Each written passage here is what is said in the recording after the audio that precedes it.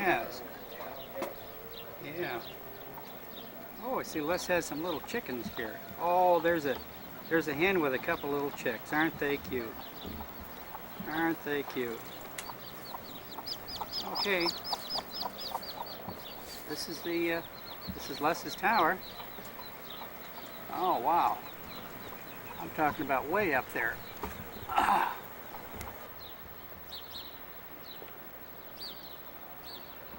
The antenna of K6HQI. That's it, folks. Wide spaced, 20-meter beam. Well, fairly wide spaced.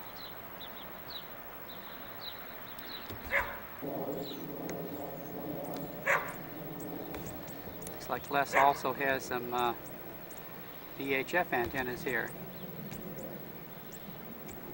And speaking of ham shacks, Les has a real ham shack out in the backyard. This is the ham shack, folks. And we're gonna mosey right on in there, right in the door, and see what Les is doing here. The 20-meter spam net, 14286.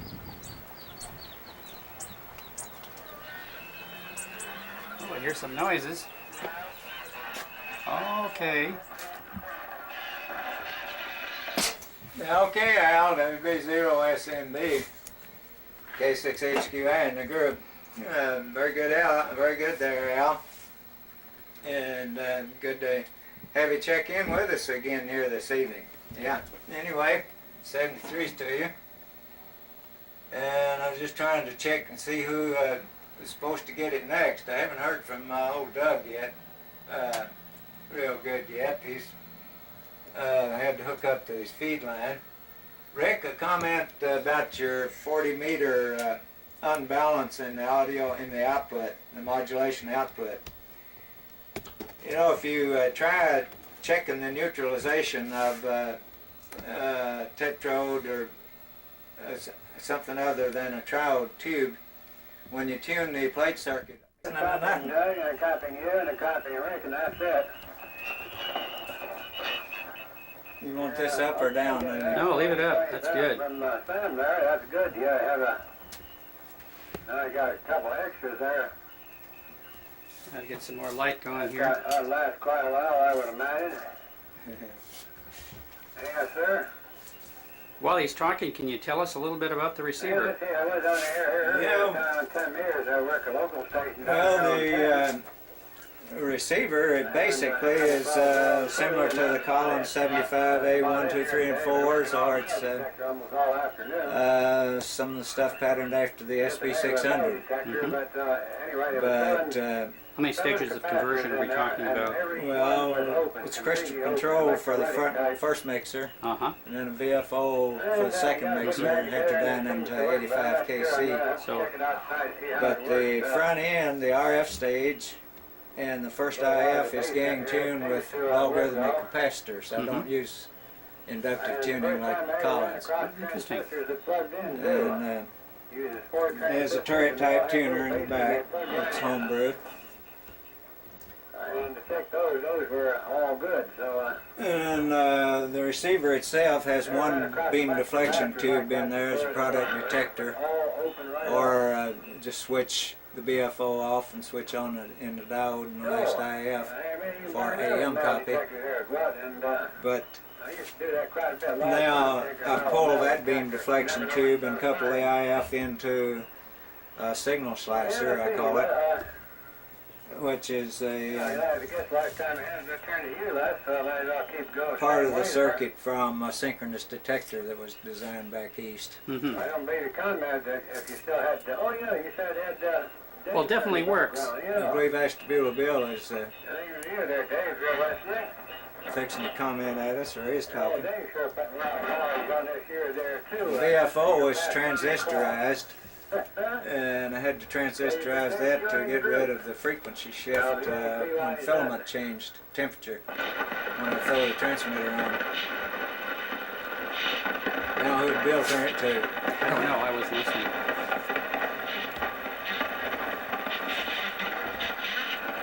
Which turned to, Bill?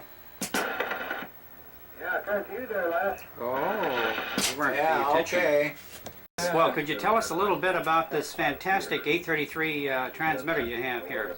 Alrighty, from about here up is the RF 833s and push-pull parallel. Push-pull parallel. In parallel. See if we can look inside. And if you can see in there, this is the grid compartment over here. This is the plate output compartment. And down below is a 4E27 driver. Oh wow, that is very nice. Right on the door. Talk about ease of troubleshooting. Holy smokes, look at that, folks. Oh, that is fantastic. Is that the 20 meter tank coil right there? Plate coil? Right. This is And that couples that couples to the couples to a link right back in oh, the for back. heaven's sake! So you close the door and you Runs up got to the grid. oh, well, that's fantastic. And the modulators, the 833 modulators are in the back in Oh here. wow! Look at With the cycle autoformer running from here up over to this edge. And as you And described that thing before, instead of It's a about this modulation tall. transformer where you have a primary and secondary winding, this thing has just a big winding with taps on it. Just a single winding. A Right. regular auto transformer. Right. And you were saying that there, in high-level modulation usage, they're actually more efficient than a regular modulation transformer. That's what I read in the literature. Huh, It's, very interesting. of course, we got the variac to change the B-class and variac for the filaments. With circuit breakers, that'll kick out if they get a short or overload on them. And what power level do you generally run this at? About 2,800 volts at about 330 mils. Which is about It's about 900 watts hour. 900 watts. Yeah, that's fantastic. Now, in addition, I can go on up. I can load it up and get a kilowatt output easy enough. with no but problem. Right. Well, the Gates 1 But I kilowatt transmitter for many years was built around a pair of 833s, was it not? I leave the RF down a little bit and then I crank up with the audio so that on peaks it stays within the input limits. And you were using control, what term is that? Not ultra modulation, but It's negative cycle loading. negative cycle loading. Would you give us a small explanation of what goes on there in just a few words without looking at a... Well, the negative cycle loading is the process by which when the audio goes through zero in the negative direction, a load resistor is switched in across the modulator so that we don't develop as much audio voltage.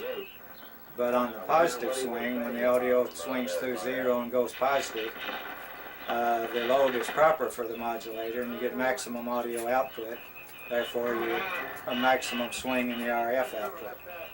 Very interesting. Very interesting. And the beauty part of it is that when the audio goes through zero, there's no transients developed. Because all the switching is done at zero audio voltage. While in the so-called ultra modulation scheme, was it not true that they had to use a type of filter to get rid of the square high waves? level clipping, Yeah. then you would have to have additional filtering and additional losses Yeah. in the RF. Do you feel there are advantages using of the high level type of limiting circuits as opposed to low level? Do you think there's any difference? You accomplish the same thing, but with better efficiency at the high level, or you have any opinions on that? I think it's done better at the high level. Mm-hmm. Because if you do it at the low level, then it tends to reach a balance in the audio components, and then you don't get the maximum I see. swing in one direction. So you may start out at a very low level with asymmetry, but because of the audio components, transformers, or whatever, it becomes symmetrical again by the time it gets to the driver transformer or a high level stage, I guess. This is correct. Very interesting. And you end up with one side of the audio that is compressed and the other side is not, but you hit a zero reference that's in the middle, so you don't get a maximum swing. When on Norm one direction. looks at this tape, perhaps Norm would probably like to discuss that further with you, not on a rebuttal, but on his opinion and what he's doing at the low level area. Well, you definitely can improve your signal by doing it at low Linearity, level overall linearity, yes. and keeping the polarization correct so that Get rid of half power problems with modulation transformers and all that. Yeah. But on the other hand, On the other hand, it's not as efficient. I don't believe it's as efficient as otherwise. Yeah. Well, we're still here.